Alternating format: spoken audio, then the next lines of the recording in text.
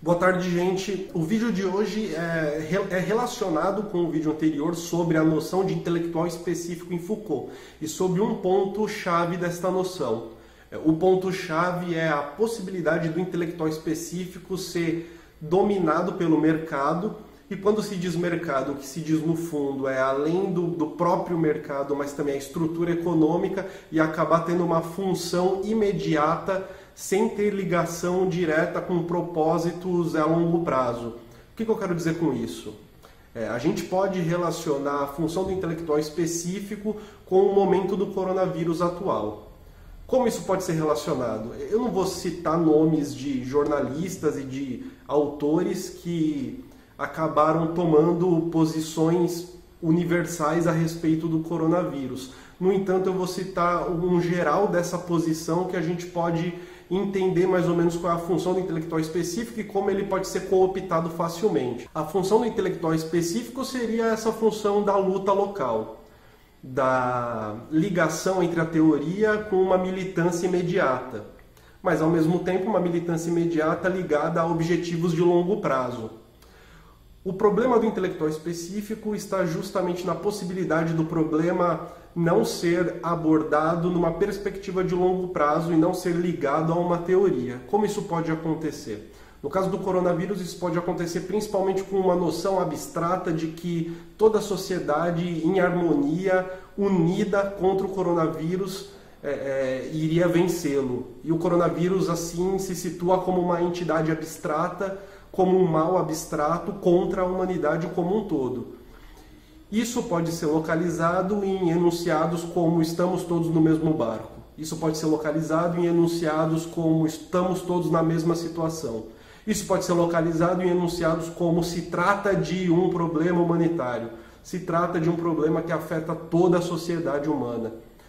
Isso não é verdade, no fundo não é verdade. Existe uma diferença muito clara entre as classes dirigentes, entre o empresariado e entre os trabalhadores. É evidente que o coronavírus vai afetar muito mais populações carentes, favelas, pessoas que moram próximas e que na mesma residência há muitas pessoas, cortiços, moradores de rua, enfim, toda uma gama de excluídos e ao mesmo tempo uma gama de subalternos vão ser muito mais afetadas do que a parcela rica da população, que, enfim, tem dinheiro para se isolar numa boa. Mas, acima de tudo, essa parcela rica da população, essa parcela dirigente, da classe dirigente, é uma parcela que tem o poder em suas mãos para demitir todas as pessoas que, por um instante, não servem mais, na medida em que os lucros, dentro do período de coronavírus, vão com certeza dar uma baixada.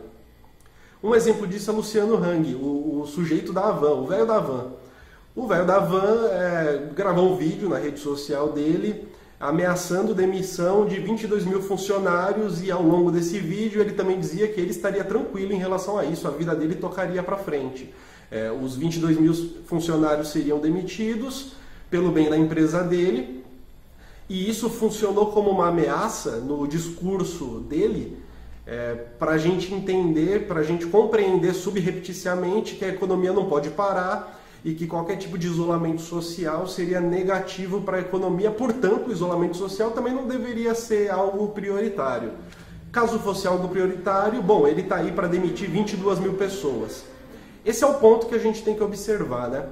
Não se trata de uma sociedade inteira unida contra o coronavírus, mas sim de classes dirigentes que têm seus interesses econômicos, que são ameaçados na medida em que as pessoas ficam em casa e não consomem, e do povo brasileiro que precisa pagar aluguel e sem o seu salário não vai ter o que pagar. As 22 mil pessoas que poderão ser demitidas pela Havan não vão conseguir se sustentar no período de coronavírus. Isso é evidente. Aqui a gente tem que entender que existe um corte na sociedade e esse corte nunca vai deixar de existir. Nem mesmo com uma pandemia mundial, esse corte ainda vai existir. As estratégias das pessoas que estão na classe dirigente e das pessoas que estão na classe dominada vão ser diferentes, né? A luta da classe dominada vai ser diferente da luta da classe dirigente. A classe dominada precisa de um mínimo de segurança para conseguir sobreviver. A classe dirigente não liga muito para isso, ela pode demitir todo mundo por um tempo determinado na medida em que economicamente isso é favorável. O grande ponto aqui é a gente compreender que esse corte que é essencial, esse corte que é fundamental em qualquer sociedade capitalista, o corte entre a classe dirigente, o empresariado, e entre a classe dominada, o proletariado, o operariado, os trabalhadores de baixo salário, os trabalhadores que precisam simplesmente vender a sua força de trabalho para ter um salário e viver a sua vida. Esse corte ele nunca vai deixar de existir, e esse corte pode ser em meio a textos que a gente vê, principalmente em jornais de classe média, esse corte pode ser, de repente, escondido. O grande ponto é, o intelectual específico a todo momento corre o risco de ser engolido pelo mercado. Ser engolido pelo mercado não significa só vender o seu discurso, mas significa também ter o seu discurso alinhado a uma perspectiva universal inexistente. Uma perspectiva universal de que o mal cobre a todos e que todos precisam estar unidos para combater o mal. Isso não é verdade. O mal não cobre a todos da mesma maneira e as estratégias não são iguais. As estratégias das classes dominantes não são iguais às estratégias das classes dominadas. Isso é evidente. O grande problema do intelectual específico, portanto, e é claro que eu não vou citar nomes, mas se você acompanha ensaios jornalísticos, notícias a respeito do coronavírus, opinião de pensadores, opinião de jornalistas com um pouco mais de liberdade para poder ter coluna só para eles dentro dos seus jornais, bom, se você acompanha isso, você vai perceber que há uma gama muito grande de autores nesse sentido, né, desse quilate que eu falei, que abordam o problema numa noção de como a humanidade vai lidar com isso, como a humanidade vai se transformar em algo melhor depois do coronavírus, como ela pode mostrar suas fraquezas para melhorar no momento do coronavírus. Bom, isso é uma perspectiva que não funciona, isso é uma perspectiva que não cabe dentro de qualquer olhar crítico para a sociedade humana, na verdade, né? O sistema capitalista não permite que a gente tenha uma perspectiva tão global a respeito da sociedade, na medida em que ela é cortada, que ela é rachada por classes. Esse é um grande problema do intelectual específico e esse é um exemplo relacionado ao último vídeo que eu abordei exatamente a noção de intelectual específico e intelectual universal proposta por Foucault. O grande problema do intelectual específico, portanto, é se colocar numa posição austera, numa posição distante e que, ao mesmo tempo, quando é distante, não se relaciona com nenhuma luta local. É uma posição, de certa forma, infrutífera, é uma posição que não leva a gente a ter nenhuma conclusão crítica a respeito da situação atual que a gente passa. Essa situação atual precisa ser localizada principalmente nas ações dos agentes públicos a respeito do coronavírus. Quando eu digo agentes públicos, eu falo tanto do poder público, como as falas do Bolsonaro sobre a não importância, né, do isolamento social, como também a participação do empresariado quando ignora esse isolamento social ou ameaça 22 mil funcionários de demissão caso fiquem dentro de casa, né?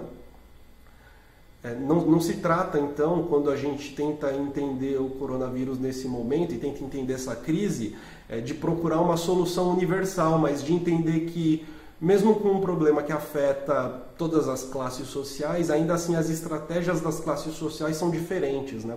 O problema não é igual para todos, apesar de ser o mesmo vírus. O problema, então, do intelectual específico é justamente ser cooptado nesse momento. E quando ele é cooptado nesse momento, a sua produção intelectual passa a ser uma produção sem nenhum valor crítico, passa a ser uma produção estéril, uma produção que não nos leva a conclusões boas a respeito de o que de fato está acontecendo. A gente deixa de olhar, por exemplo, a participação novamente desses agentes públicos como participação de classe. A gente passa a observar isso como participação individual, como se de repente o dono da Havan estivesse só falando uma besteira.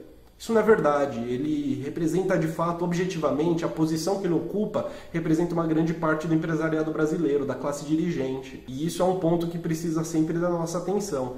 Esse é o risco do intelectual específico.